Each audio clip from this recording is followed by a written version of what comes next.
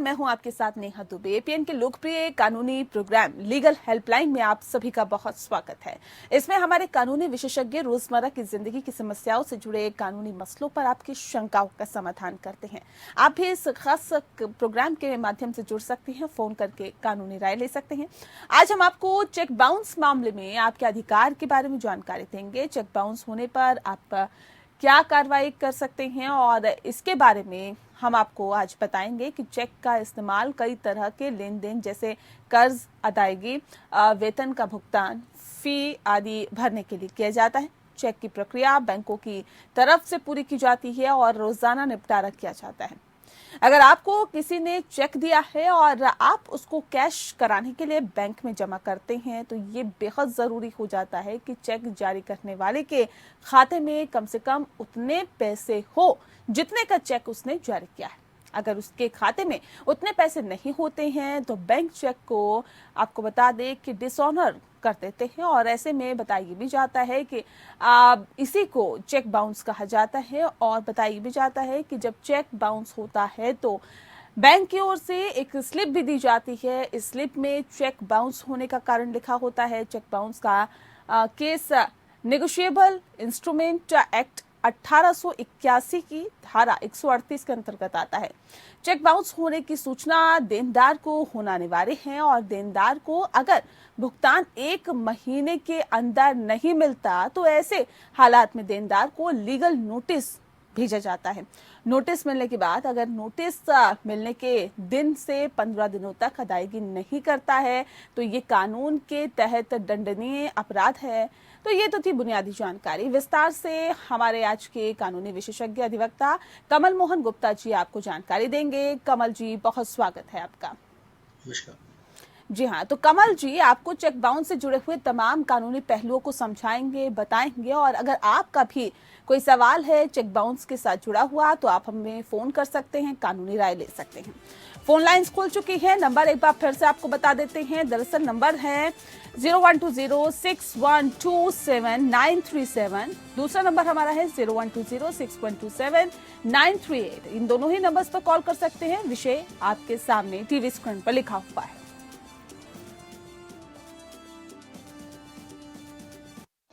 Cheque bounce से जुड़ी हुई अगर आपकी भी कोई जानकारी है या कोई सवाल है तो आप फोन करके कानूनी राय ले सकते हैं। नंबर्स भी हमने आपको दिखाया और ये भी बताया कि आप कैसे इस पूरे विषय के बारे में समझ सकते हैं, जान सकते हैं। कमल जी लगातार हमारे साथ बने हुए हैं। कमल जी, चेक बाउंस की कानूनी परिभाषा क्या है? देखिए, आपने एक चेक इशू किया और जिसको चेक इशू किया उसने वो चेक बैंक में डाला, अपने बैंक में डाला और अगर बैंक इट रिफ्यूजेस टू पे, अगर वो चेक का अमाउंट देने से मना कर देता है तो उसे हम बाउंसिंग या डिसऑनर ऑफ चेक कहते हैं। एक सरल भाषा में इसे हम डिसऑनर ऑफ चेक कहते हैं कि बैंक ने पैसा देने से मना कर दिया क्योंकि आपके अकाउंट में या तो उतना फंड नहीं था या फिर आपने स्टॉप पेमेंट करवाया या फिर अकाउंट क्लोज था। इसके अलावा भी बहुत सारे कारण हैं, लेकिन 138 नेगोशिएबल इंस्ट्रूमेंट एक्ट के नीचे ये 3 कैटेगरीज आती हैं जहां फंड इनसफिशिएंट हो या अकाउंट क्लोज्ड हो या फिर आपने स्टॉप पेमेंट करवा दिया। ठीक है। सर ये बताइए कि जो चेक है वो जारी कौन कर सकता है? देखिए, चेक के लिए सबसे पहले आपके पास एक अकाउंट होना चाहिए, बैंक अकाउंट। फिर बैंक जो है आपको एक चेक बुक इशू करता है और जिसका अकाउंट है वो एक चेक इशू कर सकता है। इसमें माइनर भी कर सकता है, ठीक है। इसमें भी थोड़ा डिस्प्यूट है कि माइनर कहाँ तक लाइबल होगा। He is not liable but cheque can be issued by any person who has a cheque book issued by a bank who has a bank account. That's all. जी sir, negotiable instrument act क्या होता है, इसके बारे में भी बताएं। जी, ये एक्ट जो है अंग्रेजों के टाइम में आया था। जैसे आपने बताया कि 1881 में 1881 में ये एक्ट आया था। इस एक्ट के द्वारा circulation of the negotiable instrument act, जो इंस्ट्रूमेंट्स हैं, नेगोशिएबल इंस्ट्रूमेंट्स हैं, उसको लीगलाइज किया गया। उसको एक प्रोसीजर बताया गया कि इसमें कैसे आप नेगोशिएबल इंस्ट्रूमेंट्स में सर्कुलेशन कर सकते हैं, एक हाथ से दूसरे हाथ में कैसे जा सकते हैं। तो ये एक्ट आया था 1881 में अंग्रेजों के टाइम पे। लेकिन over the period of time, वक्त बीतने के साथ साथ इस कानून में बहुत सारे अमेंडमेंट आए। सबसे इम्पोर्टेंट अमेंडमेंट आया 1988 में, राजीव गांधी जी की सरकार थी, उन्होंने एक अमेंडमेंट लाया नेगोशिएबल इंस्ट्रूमेंट एक्ट में, और वन जो डिसऑनर ऑफ चेक है, या जिसे हम बाउंसिंग ऑफ चेक कहते हैं, उस बाउंसिंग ऑफ चेक को क्रिमिनल ऑफेंस बना दिया गया। उससे पहले वो सिर्फ सिविल ऑफेंस होता था, लेकिन क्योंकि बहुत सारे चेक बाउंस हो रहे थे, फाइनेंशियल जो सर्कल है उसमें बहुत कठिनाइयां आ रही थी, तो उस चेक की ऑथेंटिसिटी बढ़ाने के लिए राजीव गांधी जी ने अमेंडमेंट लाई इस एक्ट के अंदर, और 1988 में 138 नेगोशिएबल इंस्ट्रूमेंट एक्ट को डाला गया, और इसके द्वारा बाउंसिंग ऑफ चेक को क्रिमिनल ऑफेंस बना दिया गया। तो ये है जी, हाँ, नेगोशिएबल इंस्ट्रूमेंट एक्ट के बारे में। जी ठीक है, कमल जी ये बताइए कि किन हालातों में चेक बाउंस होता है, क्या सिचुएशन होती है? देखिए, there can be different reason, बहुत सारे रीजन हो सकते हैं चेक बाउंसिंग के। सबसे पहला रीजन जो है वो सफिशिएंट फंड है। दूसरा है आपने अकाउंट क्लोज कर दिया और उस अकाउंट का आपने चेक दे दिया। तीसरा, आपने चेक देने के बाद ठीक है, क्या कुछ कंडीशंस रहती हैं कमल जी, मैं आपसे जानूंगी, लेकिन अजय कुमार इस वक्त हमारे साथ एक दर्शक फोन लाइन पे जुड़ गए हैं नोएडा से। अजय जी बहुत स्वागत है आपका, सवाल पूछिए अपना। नमस्कार कमल जी, नमस्कार। मैंने 4 साल पहले, हेलो जी जी सुन पा रहे हैं, बताइए। अच्छा, मैंने 4 साल पहले 25 लाख रुपीस पेमेंट किया, किसी को उधार दिया था अपने रिलेटिव को, और फिर उन्होंने मेरे को 25 लाख रुपए के चेक दिए वापस, और वो मेरे को उन्होंने अभी दिए हैं 2-3 दिन पहले, और अब वो चेक डालने के लिए मुझे मना कर रहे हैं। तो मेरे पास क्या उपाय है सर? जी, तो आप इसमें क्या कर सकते हैं कि एक तो क्या है कि वैलिडिटी ऑफ द चेक के अंदर, ये जो वैलिडिटी पीरियड होती है चेक की, जो कि आजकल 3 महीने है, पहले 6 महीने होती थी, तो ये हो गई है 3 महीने। तो 3 महीने के अंदर अंदर आपको चेक बैंक में डालना पड़ेगा। अगर 3 महीने में आप चेक नहीं डालते हैं तो वो चेक रिडंडेंट हो जाएगा, बेकार हो जाएगा, उसके बाद तो आप कुछ कर भी नहीं पाएंगे। अगर वो आपको मना भी कर रहे हैं तो आप या तो उनसे फ्रेश चेक लीजिए, या फिर उनसे कहिए कि मैं 3 महीने के अंदर डाल दूंगा, आप ये जो अमाउंट है वो अपने बैंक अकाउंट में डाल के रखिएगा। जी, तो बिल्कुल अजय जी, आपको इस कंडीशन में या तो फिर उनसे बातचीत करिए और आप उनसे प्लेन चेक लीजिए, या फिर इस चेक को बैंक में डाल के बाउंस करके आप आगे की लीगल कार्रवाई कर सकते हैं। बहरहाल एक बार फिर से जुड़ते हैं कमल जी, हमारे साथ लगातार बने हुए हैं। विषय बहुत महत्वपूर्ण है कि किन हालातों में चेक बाउंस होता है, चेक बाउंस क्यों होता है, कैसे होता है, इसके लिए कानूनी प्रक्रिया क्या है, इसके लिए जो कानून बना हुआ है उसके अंतर्गत क्या है, तमाम पहलू को हम समझने की कोशिश कर रहे हैं। कमल मोहन गुप्ता जो हमारे साथ जुड़े हुए हैं, सीनियर एडवोकेट है, और बता रहे हैं कि आखिर किस तरह से ये जो पूरा मसला है वो चलता है। और अगर आप भी इस समस्या से जूझ रहे हैं, समस्या से दो चार हो रहे हैं, तो आप हमें कॉल कर सकते हैं। कॉल करके कमल जी से आप सवाल पूछ सकते हैं और कानूनी राय ले सकते हैं। कमल जी, जो सवाल मैंने पूछा था आपसे कि किन हालातों में चेक बाउंस होता है, एक बार फिर से उसी पे आ जाते हैं सर, वो कंडीशंस बता दीजिए एक बार। There can be various condition, बहुत सारे रीजन हो सकते हैं चेक बाउंस होने के। सबसे इम्पोर्टेंट रीजन होता है वो सफिशिएंसी ऑफ फंड में, कि आपके अकाउंट में उतना पैसा ही नहीं था और आपने चेक इशू कर दिया, ठीक है। दूसरा होता है अकाउंट क्लोज्ड। जी, अकाउंट क्लोज्ड, कि आपने चेक तो दे दिया लेकिन वो अकाउंट आपने बंद करवा दिया, हाँ। वो भी आपका डिसऑनर ऑफ चेक में आ जाएगा। इसके अलावा होता है कि आपने चेक दे दिया, उसके बाद बैंक को लिख दिया कि आप इसका पेमेंट स्टॉप कर दीजिए, ये स्टॉप पेमेंट होता है। इसके अलावा होता है कि आपके सिग्नेचर टैली नहीं होते, या आपका जो चेक है वो कटा फटा है, बैंक उसको रिफ्यूज कर देता है पेमेंट करने से, या डेट मेंशन नहीं है, या ओवर राइटिंग है चेक में। There can be many reasons for dishonor of check, but only 3 or 4 reasons can come under 138 of the Negotiable Instrument Act. अगर सपोज चेक कटा फटा है, या और कोई रीजन है इसके अंदर, या डेट मेंशन नहीं है, या तो वो रीजन शायद 138 में ना आए, बट ये पहले जो 3 रीजन हैं, sufficiency of fund, account closed, या स्टॉप पेमेंट, ये तीनों 138 के नीचे आते हैं। बिल्कुल, तो ये जो पूरे आपने रीजन बताए हैं ये 138 सेक्शन के अंतर्गत आते हैं। इस वक्त हमारे साथ एक और दर्शक फोन लाइन पे जुड़ गए हैं, वीरेंद्र सिंह है, फरीदाबाद से हमारे साथ जुड़े हुए हैं फोन लाइन पर। वीरेंद्र जी बहुत स्वागत है आपका, सर अपना सवाल पूछिए। हाँ जी मैडम, मैं ये जानना चाहता हूँ कि जो इसमें डिसऑनर चेक के अंदर जो कंपनी होती है, तो उसमें इंडिपेंडेंट डायरेक्टर्स की क्या रिस्पॉन्सिबिलिटी है चेक बाउंस में? जी जी जी, कमल जी। जी देखिए वैसे तो कंपनीज के लिए क्या होता है कि इसमें लाइबिलिटीज डिफाइंड है। A person who is responsible for day to day business, वो उसकी कार्रवाई देखता है कंपनी की, दे ऑल आर रिस्पॉन्सिबल।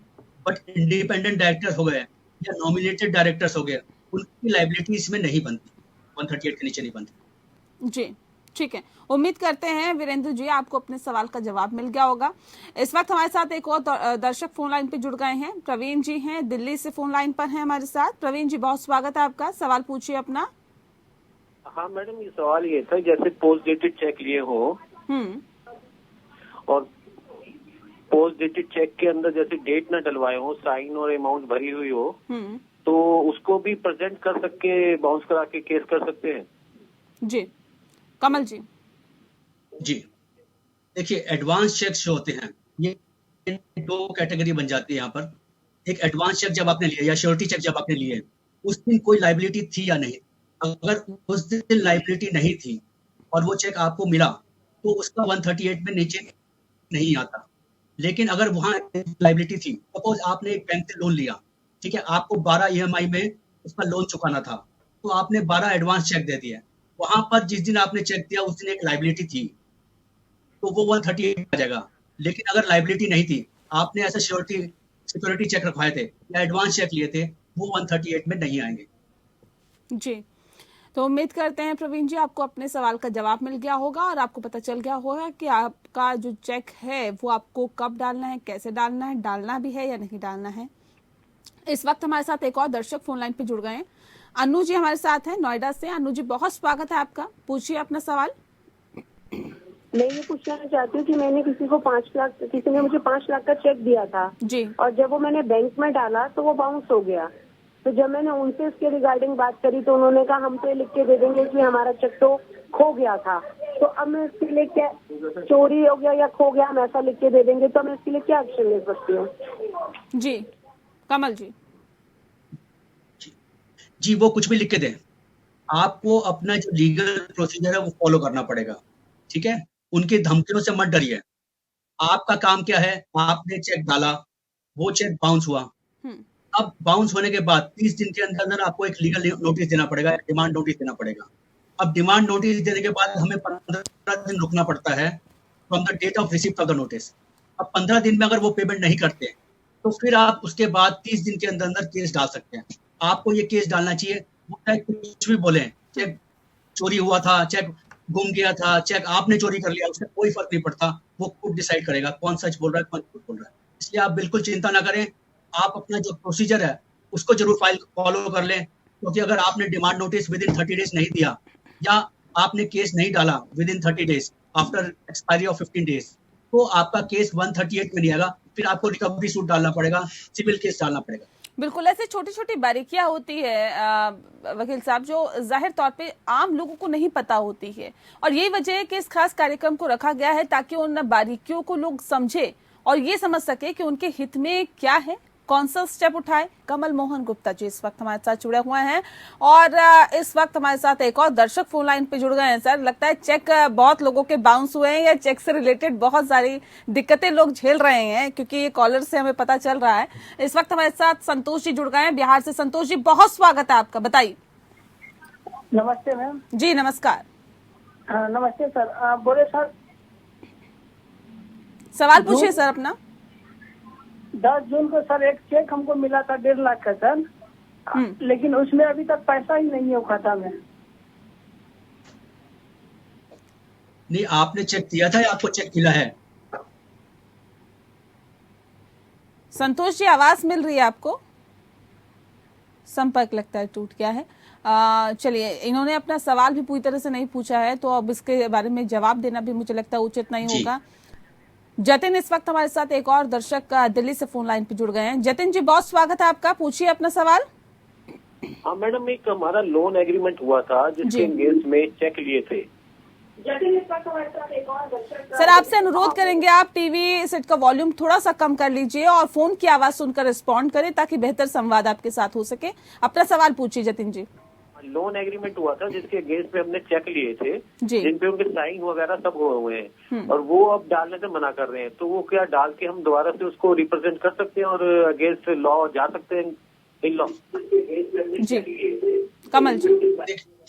देखिए मैंने आपको बताया अभी कि जो चेक है 2 टाइप से एडवांस चेक लिए जाते हैं। एक तो एग्जिस्टिंग लायबिलिटी के अगेंस्ट में, या फिर एक एडवांस ऐसा सिक्योरिटी रखा जाता है।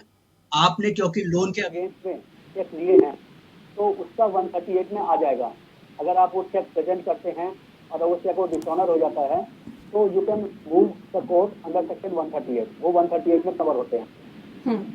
ठीक है, चलिए इस वक्त हमारे साथ एक और दर्शक जुड़ गए हैं, संतोष एक बार फिर से हमारे साथ जुड़ गए हैं बिहार से। संतोष पूछिए, क्या है सवाल आपका? संतोष आवाज मिल पा रही है आपको? तो इसमें मैडम क्या लीगल कार्रवाई क्या कर सकते हैं? एक बार फिर से अपना सवाल दोहराइए।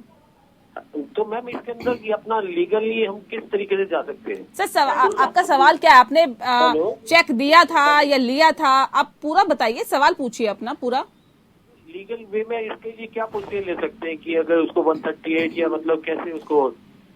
अगर आपको चेक मिला है, आपको किसी ने चेक दिया है और चेक आपने बैंक में डाला है विद इन 3 मंथ्स, जो उसकी वैलिडिटी पीरियड होती है, that is called life of the cheque. अगर आपने life of the cheque validity period में अगर बैंक में डालते हैं और अगर वो चेक डिसऑनर हो जाता है तो आप 138 में कवर होते हैं। आपको पूरा प्रोसीजर फॉलो करना पड़ेगा। जैसे कि मैंने पहले भी बताया कि आपको लीगल नोटिस देना पड़ेगा, डिमांड नोटिस जिसे कहते हैं।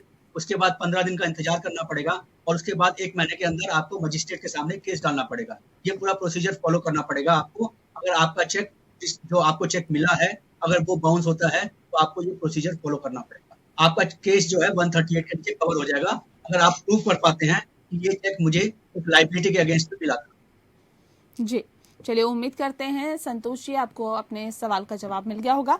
एक बार फिर से अपने विषय पर लौटते हैं। हालांकि विषय से रिलेटेड ही बहुत सारे सवाल हमारे साथ थे और कई दर्शक हमारे साथ इस खास कार्यक्रम के साथ जुड़ रहे हैं। लेकिन कमल जी, क्या भुगतान रोकना या खाता बंद करना 138 एक्ट के अधिनियम के अंतर्गत आता है क्या? देखिए आता है, बिल्कुल आता है।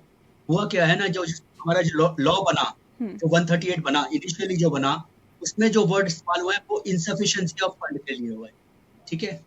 लेकिन बाद में कोर्ट में गए, केसेस गए, तो सुप्रीम कोर्ट ने प्रीवियस जजमेंट में कहा कि इवन क्लोज अकाउंट क्लोज या stop payment will also come under 138, because आपको एक नोटिस दिया जाता है, आपको वो नोटिस मिलता है, आपके पास पूरा चांस होता है, 15 दिन का टाइम होता है, आप पेमेंट कर दें। अगर आप तब भी पेमेंट नहीं करते तो this will amount to a criminal offence under 138। ठीक है सर, ये भी बताइए कि क्या सुरक्षा जांच 138 एनआईए अधिनियम के अंतर्गत आता है क्या? मतलब मैं समझा नहीं क्वेश्चन आपका। सर एक बार फिर से मैं अपना सवाल दोहरा देती हूँ, क्या सुरक्षा जांच 138 एनआई अधिनियम के अंतर्गत आती है? जी मैं अभी सुरक्षा जांच का मतलब मैं समझ नहीं पाया आपका क्या कहना था। चलिए अगला सवाल मैं आपसे पूछ लेती हूँ। चेक बाउंस होने पर किस तरह की कानूनी कार्रवाई हो सकती है, या फिर आप ये भी समझा दीजिए कि क्या आप क्रिमिनल केस भी दायर कर सकते हैं इस पूरे विषय पर? जी, अगर आपको एक चेक मिला और वो चेक डिसऑनर हो गया, आपने चेक वैलिडिटी पीरियड में डाला और वो डिसऑनर हो गया और इनसफिशिएंसी ऑफ फंड या अकाउंट क्लोज्ड या फिर आप स्टॉप पेमेंट हो गया, तो आप 2 टाइप के इसमें एक्शन ले सकते हैं। एक सिविल एक्शन ले सकते हैं, एक क्रिमिनल एक्शन ले सकते हैं। अब क्रिमिनल एक्शन के नीचे या तो आप जाएंगे 138 नेगोशिएबल इंस्ट्रूमेंट एक्ट के नीचे जी, या दूसरा आप जा सकते हैं 420 420 या फ्रॉड के लिए, ठीक है। और सिविल एक्शन में आपको रिकवरी सूट डालना पड़ेगा। रिकवरी सूट भी 2 टाइप के होते हैं, एक ऑर्डिनरी रिकवरी सूट होता है और एक होता है समरी सूट। समरी सूट ज्यादा तेजी से चलता है, लेकिन आपको इसमें कोर्ट फीस देनी पड़ती है। क्रिमिनल केसेस में कोई कोर्ट फीस नहीं लगती। तो ये डिफरेंस है। आप दोनों एक्शन एक साथ ले सकते हैं, क्रिमिनल एक्शन भी ले सकते हैं और सिविल एक्शन भी ले सकते हैं। तो आपको दोनों चीज करनी चाहिए, क्योंकि चेक बाउंस में सजा और जुर्माने का क्या प्रावधान रहता है? जी सजा तो आपको 2 साल तक हो सकती है सजा। अगर आपका चेक बाउंस हुआ है तो आपको 2 साल तक की सजा हो सकती है जी। और जो चेक अमाउंट है, सपोज 1 लाख का चेक अमाउंट है, हाँ। तो 2 लाख तक का जुर्माना हो सकता है इसके अंदर, double the amount of the cheque. तो ये 2 साल की सजा और 2 साल तक का double the amount of the cheque का जो है वो जुर्माना लग सकता है आपको। सर इस तरह के केसेस जो चेक बाउंस से रिलेटेड रहते हैं, ये कितने ड्यूरेशन तक चलते हैं अमूमन? देखिए साहब, हमारे केसेस बहुत ज्यादा पेंडेंसी है कोर्ट्स के अंदर। जी। कोर्ट्स के पास टाइम नहीं है, देयर आर कंस्ट्रेंट्स, जजेस की कमी है, जी। तो इसके कारण ना बहुत ज्यादा टाइम लग जाता है चेक बाउंस केसेस को डिसाइड होने में। कई जी, बार तो जी। 4-4 5-5 साल भी लग सकते हैं, चाहे वो क्रिमिनल केस हो चाहे सिविल केस हो, जी, जी। दोनों में, because of the constraint of जजेस and time constraint and amount of load work we have. जी, जी, जी, जी। चलिए, बहुत शुक्रिया आपका कमल जी, आपने बहुत विस्तार से हमें इस विषय के बारे में जानकारी दी। इसी के साथ लीगल हेल्पलाइन में इतना ही। नमस्कार।